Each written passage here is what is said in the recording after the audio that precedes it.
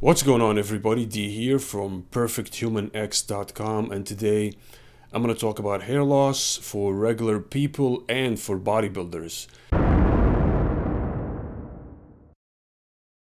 And when we talk about hair loss specifically for bodybuilders, something is going to come up, which is the whole range and plethora of compounds that basically bodybuilders use so they can achieve specific physique goals, and the wide range of interactions that these compounds that bodybuilders use can have a wide range of effects on the body, and specifically in this case on hair loss, but on many other areas of the body, because some things, even though they may be less harmful for hair loss, they may be harmful for other areas of the body. And this is always the risk that bodybuilders basically have to manage, and the risk that bodybuilders have to take when they decide to basically put or administer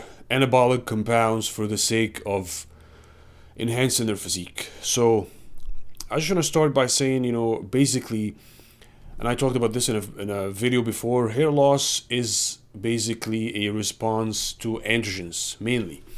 And one of the most harmful androgens to hair basically is DHT, dihydrotestosterone.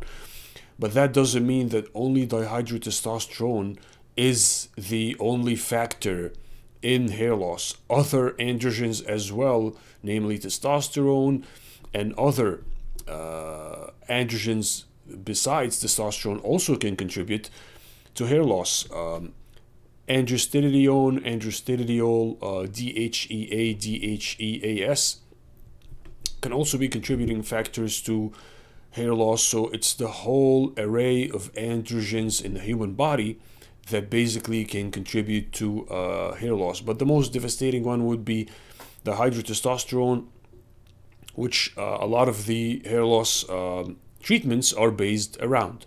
So the question here becomes, what compounds would a bodybuilder be doing, and how can a bodybuilder or somebody that's just basically juicing, somebody that's using basically different anabolic steroids for the sake of enhancing their body, how can they protect their hair on cycle? And this is where things get interesting, because here's where doing a testosterone base versus not doing a testosterone base will have a lot of people arguing, and a lot of people get into fights and have different theories about the whole thing of testosterone base versus no testosterone base.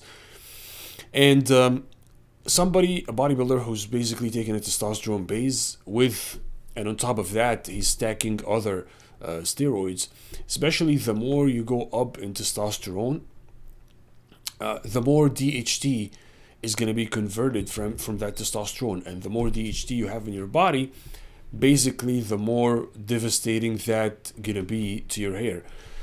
And the dose of Finasteride or Dutasteride or whatever 5-alpha reductase inhibitor that someone is taking has to be dialed in so it can match the dose of testosterone that they're taking and the conversion that is resulting from that DHT. So that's basically number one.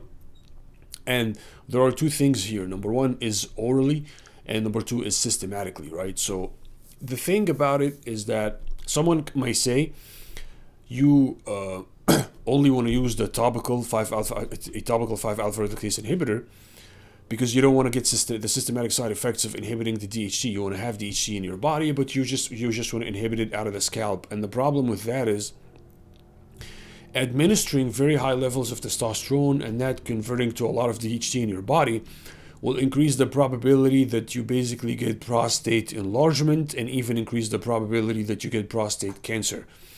So that's going to be a huge problem health-wise for someone that's concerned about things like that, and for someone that's even predisposed to having prostate problems, whether enlargement or cancer in their family, if they administer very high levels of testosterone, as this conversion to DHT will increase the probability that they get problems with the prostate. So if that is the case, and somebody's administering very high levels of testosterone, it is beneficial to get blood tests until they're able to dial in their DHT dose in their body to get it, in the lower range of normal, so that they would minimize prostate problems, not just hair loss at this point, right? Then you move on to the second thing, which is the topical part of the equation, which is basically administering a 5-alpha reductase compound on the scalp to reduce the THT levels in the scalp, and by that reduce the probability of hair loss. And the options here, of course, are topical Finasteride or topical Dutasteride, and they're available in topical forms right now, and a lot of people would resort to that. Now, then we come to stacking, people that would stack testosterone with another compound. And let's say somebody's going to stack testosterone with something like nandrolone, right? In that case, a lot of people would say, and online there was a lot of people that would say that if you take Finasteride or 5-alpha reductase inhibitors with nandrolone, then this is going to give you more hair loss. And this is not entirely true, specifically, especially if you take testosterone with nandrolone. And the way that goes is like this: why would somebody basically get more hair loss if they take a 5-alpha reductase inhibitor with nandrolone? Is because nandrolone converts to dihydronandrolone in the body, gets reduced, which is a weaker androgen than nandrolone itself. Thus, it has a lower probability of giving people hair loss. When you take a 5-alpha reductase inhibitor, it basically inhibits the conversion of nandrolone to dihydronandrolone, and thus leaves it as nandrolone in the body, which is the more potent form of androgen than dihydronandrolone. So this has a higher probability of giving you androgenic side effects and hair loss than the conversion to dihydronandrolone that is prevented if you're taking something like a Finasteride or a Dutasteride, a 5-alpha reductase inhibitor. So a lot of people online would say, oh, you don't want to take Finasteride or Dutasteride with nandrolone because that's going to give you more hair loss. But actually, that's not entirely true. That would be entirely true if you were only doing a nandrolone cycle. But if somebody was doing nandrolone and testosterone, especially a high dose of testosterone, then this is not going to be true, because on balance, DHT is more and way more potent as an androgen, specifically in the realm of affecting hair loss, than nandrolone. So even though for someone that's doing a testosterone nandrolone cycle, even though taking the 5-alpha reductase inhibitor like Finasteride or Dutasteride may prevent nandrolone from converting to dihydronandrolone, thus leaving it in the form of a more potent and thus more dangerous to the hair androgen. If you're taking testosterone, it would be on balance more beneficial to you to take the 5-alpha reductase inhibitor, because DHT is way more potent and devastating to hair than nandrolone. So preventing testosterone from converting to dihydrotestosterone, thus devastating your hair, topically or systematically or both, is actually something that's going to save your hair more than the damage that you get from preventing the conversion of nandrolone to dihydronandrolone, thus leaving it as nandrolone, because DHT is more androgenic and more harmful to your hair and even to your prostate than nandrolone in its original form without converting. So there are very specific answers here, and this relates to whether you're doing an androlone only cycle or you're doing a test based with an androlone. How much test are you doing with an androlone? This is something that a lot of people forget to mention when they discuss the whole nandrolone and 5-alpha reductase inhibitor issue, because some people, they don't understand really the pharmacology behind it, and they don't understand how to compare compounds as far as their androgenic rating, and specifically the amount of harm that they can cause to the hair.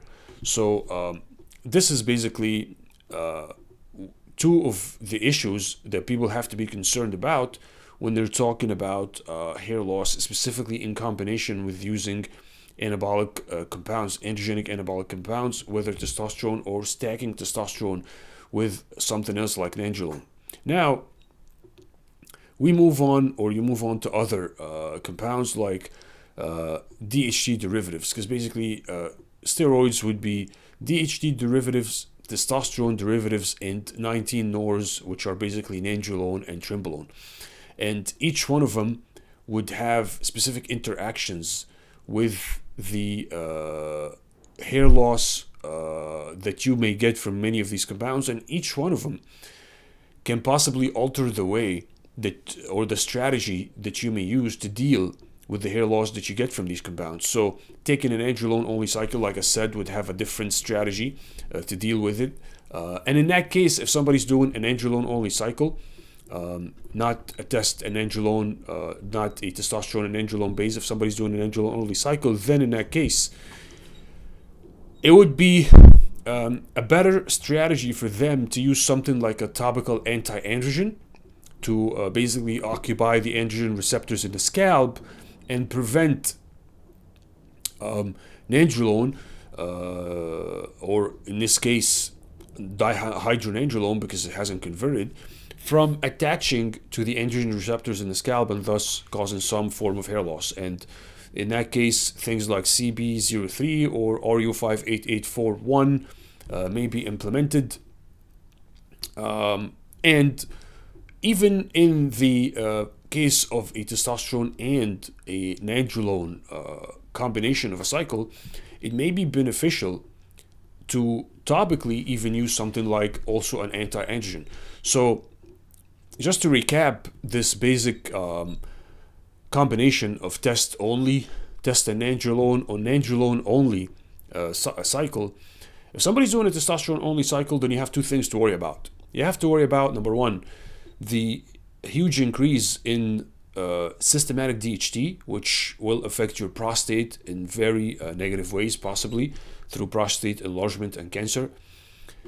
Two, you have to worry about hair loss, and hair loss can be dealt with, and these two issues can be dealt with systematically and topically through getting the systematic DHT in range by taking a 5-alpha reductase inhibitor and also taking a 5-alpha reductase topical, and that could be a topical Dutasteride or a topical Finasteride. Now, as far as a test plus nandrolone cycle, in this case, you also have to worry about these two things that we talked about, especially people that are using very high doses of test. You have to worry about your systematic DHT going to the very high range, and in this case you have to bring it down for your prostate health. Two, if you're stacking nandrolone on top of that, then you have to worry about the other issue, which is the prevention of the conversion of nandrolone into dihydronandrolone. And in that case, you can stack both options, which is take a systematic 5-alpha reductase inhibitor to get the DHT in range systematically because of the testosterone, and then deal with the topical issue by administering a topical anti-androgen, and this could be the RU58841 or the CB03 in a sufficient enough percentage.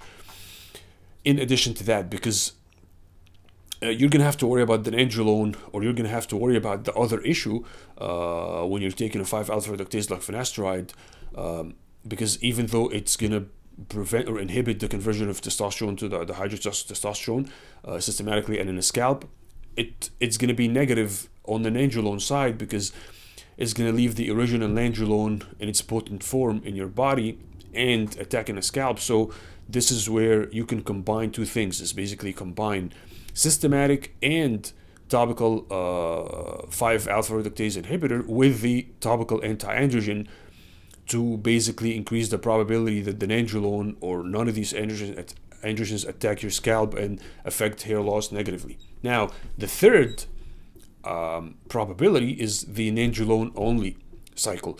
Now, in case of an androlone only cycle, you're not doing any testosterone. Hopefully you're getting a blood test, so that way you can know across the cycle where your testosterone levels are, which is probably going to be suppressed after a while. After week 5, they're going to get suppressed, and your DHT may not be substantial in your body. So in that case, now you're left with the issue of nandrolone. So even though your testosterone and dihydrotestosterone may not be in sufficient levels in your body, you can still take, if you do a blood test and you still have a sort of an amount of DHT in your body, you can still administer some type of systematic 5-alpha reductase, but that's usually not going to be the case. Now, as far as the nandrolone, this issue of nandrolone and its relation to hair loss can be attacked from 2 dimensions. Number 1 is the topical anti-androgen through the usage of something like RU58841, and through the usage of even another compound, which you can combine 2 anti-androgens for the scalp. It could be a combination of the CB03 and the RU58841 to basically occupy the androgen receptors in the scalp, and thus prevent the androgens from occupying or attacking the androgen receptors in the scalp, and thus affecting the hair follicles negatively. So with an androlone only cycle, even though you may not have to worry about the testosterone and the conversion of testosterone to DHT, you still have to worry about the nandrolone, and as an androgen, and even though it's going to convert to the weaker form, which is dihydronandrolone, and provided that you're not taking any 5-alpha reductase inhibitor in this case, because you're not administering testosterone, and getting a blood test at maybe week 6, you may see that your testosterone levels in your body are kind of suppressed, and even the DHT in your body is not substantial. So in this case, what you have to worry about is the metabolites of nandrolone in your body.